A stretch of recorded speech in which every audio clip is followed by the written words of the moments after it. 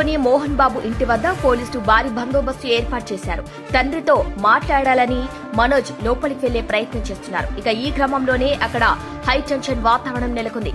ఇంటికి ఎవరూ రాకుండా 2 కిలోమీటర్లు అవతలనే వాహనాలు నిలిపివేస్తున్నారు.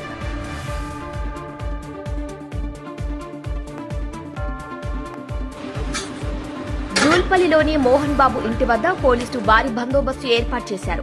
తండ్రితో మాట్లాడాలని మనోజ్ లోపలికి వెళ్లే ప్రయత్నం చేస్తున్నారు. ఇక ఈ క్రమంలోనే అక్కడ హై టెన్షన్ వాతావరణం నెలకొంది.